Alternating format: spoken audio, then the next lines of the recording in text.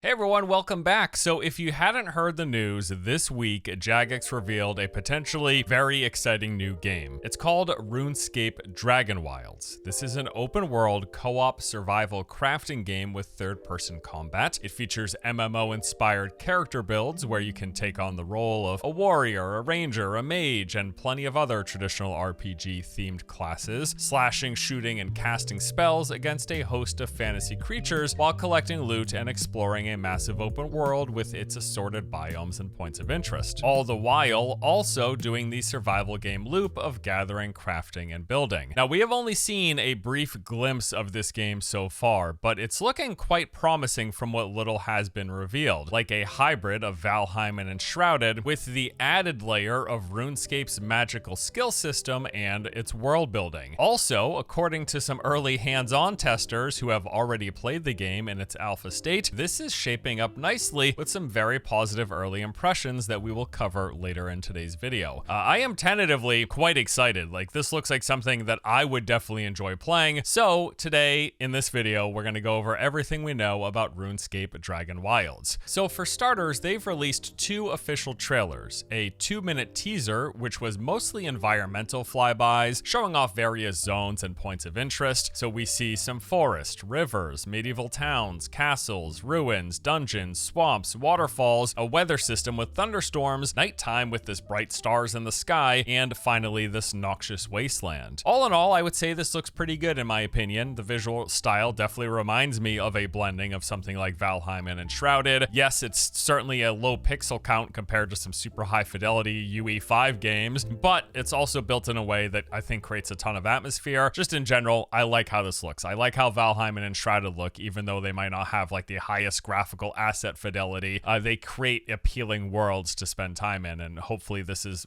another such example of that. Beyond this 2-minute trailer, there was another brief 30-second trailer, and this one had some gameplay and combat highlights. It opens up with a group of players running through what looks to be a destroyed town. It then cuts to an NPC quest giver. We see this dragon encounter. We got a ranger firing on a goblin. A little bit more combat. This spectral axe chopping down trees. There's some base building in here with the player snapping template pieces into place, and then lastly what looks to be something like a boss fight versus this dragon. Heading over to the Steam page actually gives us quite a lot of detailed information on what to expect. So the game takes place on RuneScape's forgotten continent of Ashenfall, where dragons have awoken. We play as adventurers who must gather, build, skill, and craft to survive while exploring the world, battling fantasy creatures, and ultimately taking down the dragon threat. In fact, it looks like a core loop of this survival game revolves around hunting these dragons. You're going to level up your character, you'll do all the progression with crafting weapons and gear, acquiring powerful spells, and then tracking down the dragons, using every tool at your disposal to vanquish them. In fact, they word this in a way that implies that there are going to be many dragons for you to track down and fight,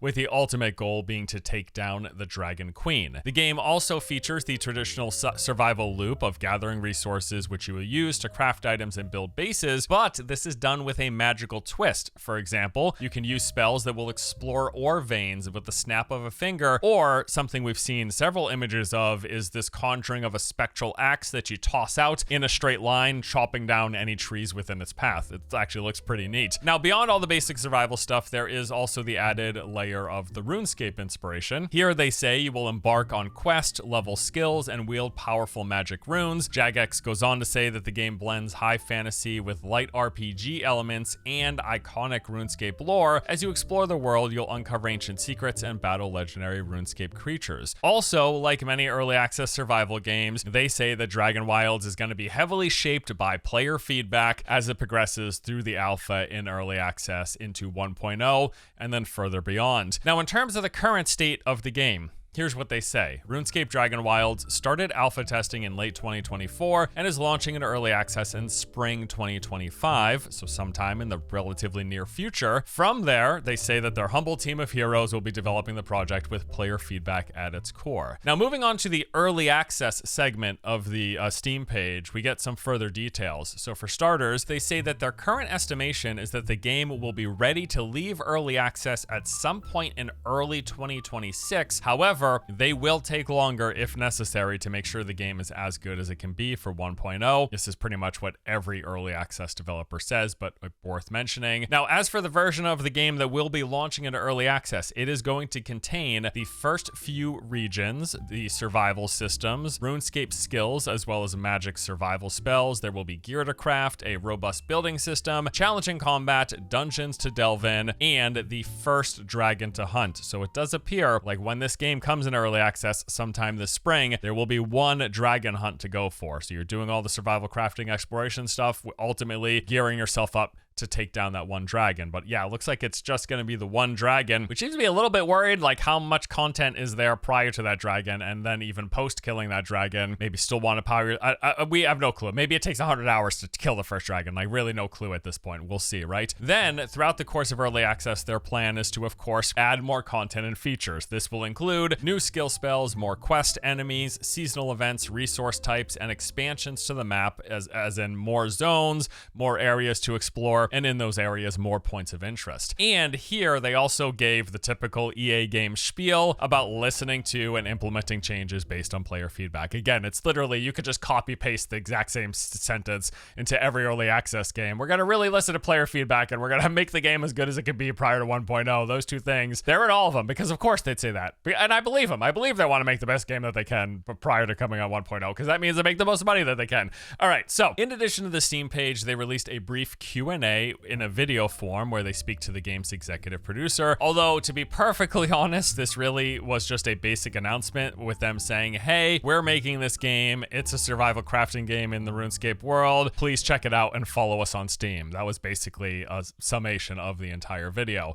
However, after that, we got a blog post on the official Jagex website, which gave us yet another overview of the game, but it also gave some details about an upcoming live stream. So they said, we're so delighted to finally be able to introduce you to RuneScape Dragonwilds as an all-new standalone co-op survival game in the RuneScape universe. Then they touch on the fact that the game has been in alpha testing for a while, saying, you may remember that we put out the call for alpha testers in September last year, and since then, we've been rigorously testing the game with you, the community. The feedback that we receive from our alpha testers has been instrumental in helping us understand our direction and helping us do everything we can to make this game the best it can possibly be. We've made the decision to launch into early access on Steam for the same reason. You, the players, get hands-on time with the game and give us feedback to make it as good as it can possibly be. And then they wrap up the blog post, and this is the good part, by mentioning the date for the upcoming stream. On April 15th, they're going to be doing a live stream in which they will provide a deep dive with the development team, answering your questions and showing off elements of the game. So it looks like we're going to be getting a lot more details and actual gameplay footage in about 2 weeks from now. Awesome. Can't wait for that. Now, just yesterday, as of the recording of this video, just yesterday, PC Gamer released an interview with the game's senior community manager. And while much of the roughly 10-minute video was going over all the basics that we've already talked about, there were a couple of really interesting points in here. So first, they talked about what they're hoping will set Dragonwilds apart from its contemporaries. In other words, what's going to make this game different from Valheim and Enshrouded. Here's what he had to say. But I think the thing that makes us really stand out is, apart from the fact that it's a RuneScape game, is that we have our skill spell system. Our survival magic really doesn't turn the system on its head per se, but it really fundamentally challenges how you experience a survival game. Being able to conjure a spectral axe that goes through a row of trees in one swing, being able to explode fallen trees into immediately cut planks or shatter rocks with the snap of your fingers. Things like that make it so much easier to streamline that survival process as you become more powerful. And you know what? Right out the gate, this was initially one of the things that I found immediately appealing. Like, beyond the similarities that you can clearly draw to Valheim or Enshrouded, the game's magic system I was really interested in. I really hope it's fully fleshed out. Like, if they can take the full-blown range of magic in RuneScape and throw that into a survival game, that would be really interesting, because for the most part, the magic in the other survival fantasy games that I played is fairly basic, bare bones, with not a ton of different options. Like, I love Enshrouded, but its magic system, and especially when you like look at its skill tree, there isn't too much there, or at least I would like to see it more fleshed out. And again, I love Enshrouded, it's a great game, but having a survival crafting game like that with a very deep and very diverse magic system, that that would be really cool. But in addition to that, they also touch on something else that I'm quite interested in, and that is PvP. Some of the team put together a very experimental PvP build during a game jam. We initially broached the subject with players and we said, hey, would you be interested in testing this? It's going to be very jank, full disclosure. And the players said, you know what?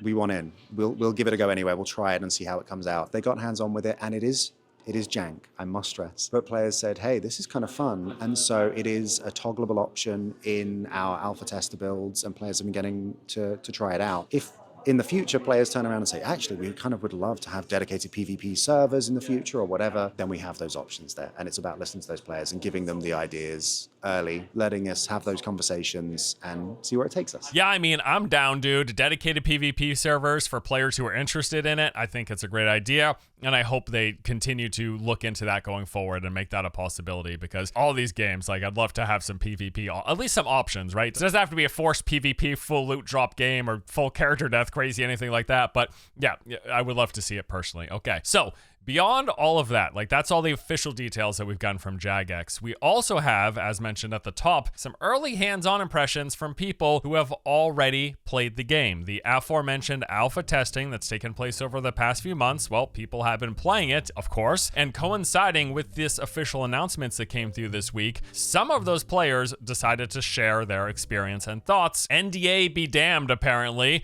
Now, full disclosure, I have not played this game in any form. I have not signed an NDA, so I am not breaking an NDA because I haven't played the game and I haven't signed one. What I'm doing here is sharing the experience of other players who have played the game and just have decided to share their thoughts on it because everyone's talking about it right now. Okay, so here's what we learned from some of the early testers. First off, I gotta say, just in general, there was a lot of genuinely positive praise for the game, with quite a few comments that looked like this. I got to play the alpha for this game, and as an old school RuneScape player and a massive survival game fan, I was super impressed. Normally, everything that Jagex makes that's not old school RuneScape is pretty whack, but I saw a lot of innovation and clever design pulled from contemporary titles like Valheim, as well as plenty of the magic that makes old school RuneScape special. Super excited. That's really good to hear. Or this comment: I was concerned with how they were going to intertwine the skills from RuneScape into a survival game, and I've got to say they really hit the nail on the head. My group had the pleasure of enjoying the alpha testing earlier this year, and it was a blast. We were all Valheim enjoyers. Half the group had never played or had no desire to play old school RuneScape or RuneScape 3, but thoroughly enjoyed testing the game. Now, beyond these generally positive impressions people seem to have,